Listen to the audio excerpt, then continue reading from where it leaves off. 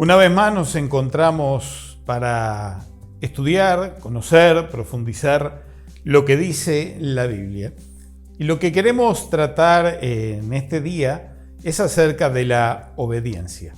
Cuando nosotros estamos grabando este material, las clases han comenzado.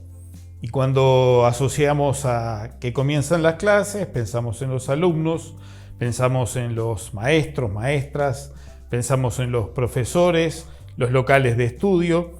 Y cuando nosotros vamos atrás en el tiempo, cuando nos tocó esa parte de estudiar, cuando éramos niños, adolescentes, jóvenes, había un tema que era fundamental.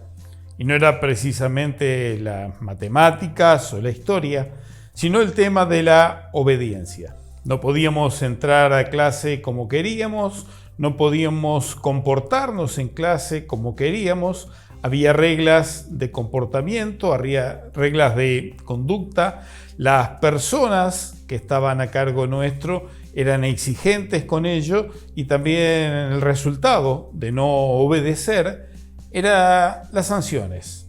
Las sanciones en la parte escolar podían consistir en quedarse sin el recreo, lo cual era una falta grave porque para nosotros era el tiempo de desahogarnos.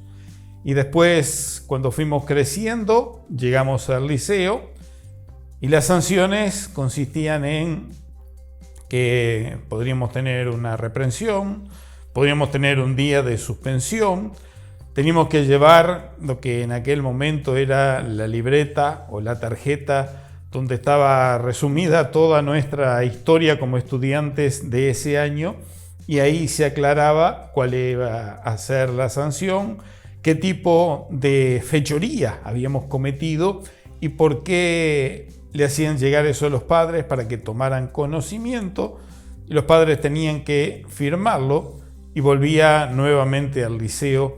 Y esa era la forma que el liceo tenía de asegurarse de que el padre estaba en pleno conocimiento de la forma de conducta de su hijo durante las horas de estudio.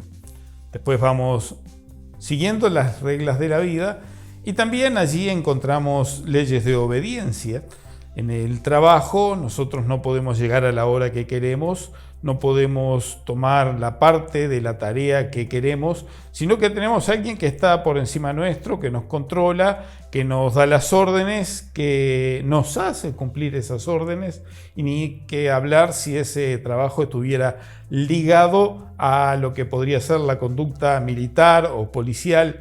Mucho más exigente sería la obediencia en esos lugares. San Pablo le escribe a Filemón acerca de la obediencia y lo que dice el verso 21 de esta carta es: te he escrito confiando en tu obediencia, sabiendo que harás aún más de lo que te digo. Qué confianza que tenía el maestro con su discípulo. Qué forma tan directa, en unas pocas palabras, de saber a lo que quería llegar y saber cuál iba a ser la respuesta de ese su discípulo. Hoy en día los maestros quieren poner una norma de conducta y resulta que la forma de vida de nuestra sociedad actual lleva a que el mismo maestro termine obedeciendo a las presiones, ya sea de los padres o del responsable de turno del niño, niña, estudiante que está bajo su cargo, porque ha cambiado todo lo que tiene que ver con la obediencia. Cuando vamos cumpliendo una tarea por nuestro trabajo y vamos a cargo de un vehículo o vamos montados en un vehículo, nos están conduciendo, allí también hay reglas que marcan la obediencia en cuanto a la forma de comportarse en el tránsito. Pero cada vez han tenido que ir aumentando las penas a la desobediencia, los tipos de alcances tecnológicos que las personas tienen que someterse para no infringir las leyes. Y vaya si hay un ejemplo de obediencia que está por encima de todos en la Biblia. Un ejemplo de obediencia que llega hasta nuestros días. Un ejemplo de obediencia que fue el que Adán tenía que cumplir y precisamente por no cumplirlo tuvo un castigo ejemplar que después siguió para todos los que venían detrás de él. Cuando Adán recibe su lugar donde morar en el paraíso, cuando Adán, allí en ese lugar preparado especialmente por Dios, ese jardín donde tenía todos los beneficios, está allí con la mujer que Dios le había dado, recibe una orden que era muy clara, una orden que tenía que ser cumplida bajo pena, no de que le pusieran simplemente una sanción por la conducta errónea, sino que tendría después una consecuencia que sería una vez y para siempre. Cuando Adán fue formado, su cuerpo fue perfecto, no estaba hecho de forma que muriese o enfermase, la obra, la creación de Dios era perfecta y recibe una orden. Tenés todo este lugar para juzgarlo, tenés todo este lugar para disfrutar de él, tenés todo este lugar para que puedas llevar tu presencia y la de tu esposa, tu mujer, tu pareja, como le quieras llamar, a Eva, a cada uno de los rincones y disfrutar juntos. Solamente que hay un árbol que no debes tocar. Hay un árbol que está puesto en un lugar específico al cual no podés acercarte para no codiciarlo y mucho menos codiciándolo que comas el fruto de él, porque ese día ibas a traer un gran mal para vos y para los que vinieran atrás. El resultado fue que Adán desobedeció. Todos conocemos la historia de la serpiente, todos conocemos el engaño al que fue llevado para que pudiese probar ese fruto y que la codicia había entrado en la mente, en el corazón de Adán, a ver si en realidad era verdad lo que decía la serpiente o si era verdad que Dios le había mentido y él podía llegar a ser igual a Dios. La desobediencia lo lleva a participar de ese fruto del árbol y el pecado entra en el ser humano.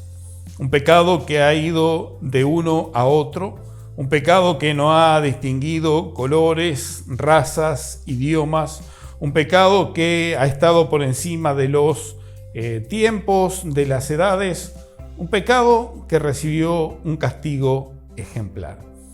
Nosotros hoy en día tenemos una ley dada por Dios.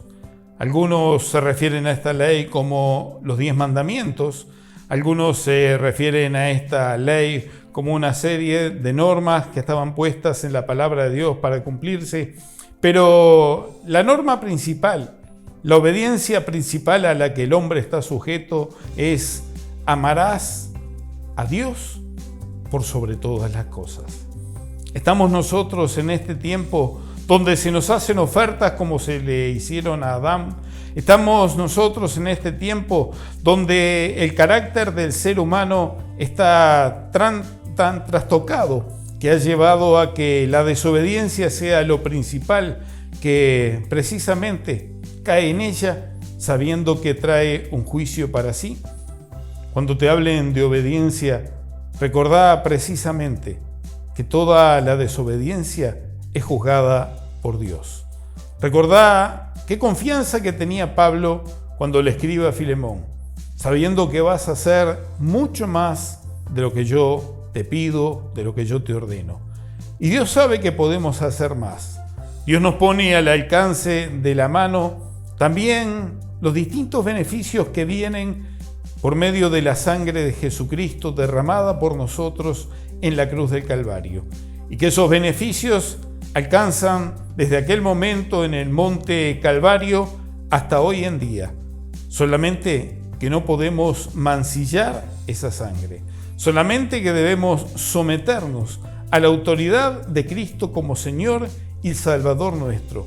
El resultado de esa obediencia va a ser que nuestra vida pueda llegar al lugar donde Adán no tendría que haber salido nunca, al Edén celestial, a los lugares celestiales que Él está preparando para nosotros en este mismo instante. ¿Sabes?